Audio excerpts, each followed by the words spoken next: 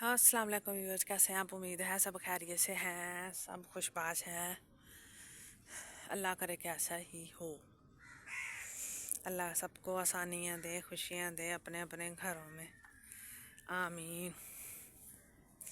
बात कुछ यूँ है कि हम लोगों ने ना सिर्फ ये सुन लिया है कि इज़्ज़तवाजी हकूक़, जरा मैं अच्छे तरह लफज अदा करता ना, इज़्ज़तवाजी हकूक़ के ज़ुमरे में सिर्फ हमने सेक्सुअल लाइफ को लिया है, या लीड़ा कपड़ा ते खाण पीण ਜਿਹੜੀਆਂ कि बाहर ਦੀਆਂ ਤੁਹਾਡੀਆਂ ਜ਼ਰੂਰਤਾਂ ਨੇ ਅਸੀਂ ਉਹਨਾਂ ਨੂੰ ਲਿਆ।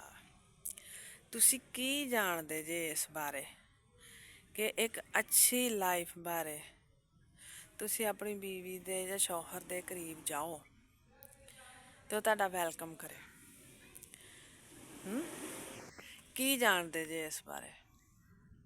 ਮੇਰੇ ਖਿਆਲ 'ਚ ਬਹੁਤ ਘੱਟ ਲੋਕ ਜਾਣਦੇ ਨੇ कि पहलों अपना आप अगले नूं विखाउणा पैंदा, मतलब कि अपने अदबो अदाब तमीज़ अपना किरदार अपनी जुबान विखालनी पैंदी, फिर तुहाडा अच्छा इमेज बनेगा अगले दे जहन च।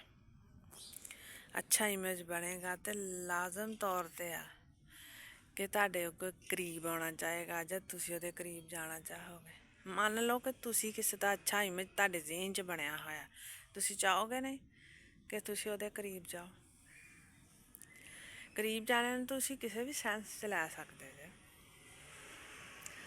ਕਿ ਮਤਲਬ ਤੁਹਾਡਾ ਕੋਈ ਲਵ ਸੀ ਜਾਂ ਐਸਾ ਵੈਸਾ ਕੁਛ, ਤੇ ਤੁਸੀਂ ਉਹਨੂੰ ਕੀ ਪਾਉਣਾ ਨਹੀਂ ਚਾਹੋਗੇ ਨਾ ਜ਼ਰੂਰ ਕਿ ਉਹਦਾ ਅੱਛਾ ਹੈ ਕਿ ਤੁਹਾਡੇ ਜ਼ਿਹਨ 'ਚ ਬਣਿਆ ਸੀਗਾ ਕਿ ਬਈ ਅੱਛੇ ਲੋਕ ਸੀਗੇ ਜਿਨ੍ਹਾਂ ਨਾਲ ਅਸੀਂ ਰਹੇ ਥੋੜ੍ਹਾ ਚਿਰ, ਤੇ ਇਹ ਇਮੇਜ ਬਣਾਉਣਾ ਇੱਕ ਛੋਟਾ ਜਿਹਾ ਬੱਚਾ ਨਾ, ਉਹਨੂੰ ਵੀ ਪਤਾ ਵਾ ਕਿ ਮੈਨੂੰ ਇਹਨੇ ਡਾਂਟਿਆ ਜਾਂ ਪਿਆਰ ਨਾਲ ਗੱਲ ਕੀਤੀ ਹੈ, ਮੇਰੀ ਮਾਂ ਨੇ ਬਾਪ ਨੇ ਜਾਂ ਬਾਹਰੋਂ ਲੰਘਦੇ ਕਿਸੇ ਨੇ, ਉਹ ਵੀ ਇੱਕ ਅੱਛਾ ਇਮੇਜ ਬਣਦਾ ਜਾਂ ਬੁਰਾ ਬਣਦਾ ਤਾਂ ਬੱਚਾ ਉਹਦੇ ਤੋਂ ਦੂਰ ਜਾਂਦਾ, ਤੇ ਜੇ ਅੱਛਾ ਬਣਦਾ ਤੇ ਬੱਚਾ ਉਹਦੇ ਲਾਗੇ ਆਰਾਮ ਨਾਲ ਜਾ ਕੇ ਬਹਿ ਜਾਂਦਾ, ਖੇਲਦਾ ਰਹਿੰਦਾ, ਗੱਲਾਂ ਕਰਦਾ ਰਹਿੰਦਾ, ਉਹਦੇ ਕੋਲ ਖਾਣ ਪੀਣ ਲਈ ਵੀ ਮੰਗਦਾ,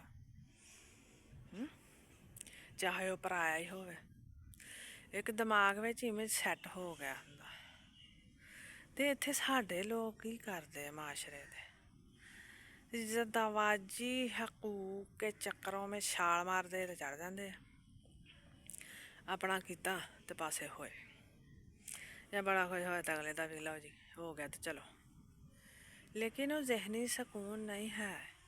तुसी जद तक किसी ने अटैच नहीं हुंदे इमोशनली तो फिजिकली होने का भी कोई फायदा नहीं तुहानूं, तुसी किते ना किते ਉਹਦੇ ਤੋਂ ਦੂਰ ਹੋ ਜਾਓਗੇ। ਖਤਰਾ ਵਾ ਤੁਹਾਡੇ ਰਿਲੇਸ਼ਨ ਨੂੰ, ਤੁਹਾਡੇ ਤਾਲੁਕ ਨੂੰ, ਤੁਹਾਡੀ ਜ਼ਿੰਦਗੀ ਨੂੰ, ਤੁਹਾਡੇ ਬੱਚਿਆਂ ਨੂੰ ਬਹੁਤ ਵੱਡਾ ਖਤਰਾ ਹੈ। ਤੁਹਾਡੇ ਜੇ ਇੱਕ ਦੂਸਰੇ ਨਾਲ ਕਿਰਦਾਰ ਅੱਛਾ ਨਹੀਂ ਤੇ ਤੁਹਾਡਾ ਇੱਕ ਦੂਸਰੇ ਨਾਲ ਸੌਣਾ ਰਹਿਣਾ ਬਹਿਣਾ ਵੀ ਅੱਛਾ ਨਹੀਂ ਤੇ ਮਤਲਬ ਨਹੀਂ, ਕੁਛ ਵੀ ਨਹੀਂ। ਇਹ ਆਪਣੇ ਜ਼ੇਨ 'ਚ ਰੱਖ ਲਓ, ਇਹ ਖਤਰਾ ਵਾ। ਤੇ ਇਹ ਖਤਰਾ ਕਦੀ ਵੀ ਬਾਹਰੋਂ ਕਿਸੇ ਨੇ ਆ ਕੇ ਛਾਲ ਮਾਰਨੀ ਤੁਹਾਡੇ ਤਾਲੁਕ ਵਿੱਚ, ਤੁਹਾਨੂੰ ਲੱਗ ਜਾਣਾ ਪਤਾ ਕਿ ਵੀ ਇਹ ਕਿੱਡਾ ਵੱਡਾ ਖਤਰਾ ਸੀ ਜਿਹਨੂੰ ਅਸੀਂ ਇਗਨੋਰ ਕਰਦੇ ਰਹੇ। ਆਪਣਾ ਖਿਆਲ ਰੱਖਿਓ ਤੇ ਇਸ 'ਤੇ ਜ਼ਰੂਰ ਗੌਰ ਕਰਿਓ। ਅੱਜ ਕੱਲ੍ਹ ਦੇ ਜਿਹੜੇ ਮਾਸ਼ਰੇ ਵਿੱਚ ਹੋਣ ਡਿਆ ਵਾ ਸ਼ਾਦੀशुदा ਲੋਕ ਜਾਂ ਐਸਾ ਵੈਸਾ, ਇਹ ਸਿਰਫ ਇਸੇ ਹੀ ਵਜ੍ਹਾ ਤੋਂ ਆ। ਅੱਲਾ ਹਾਫਿਜ਼।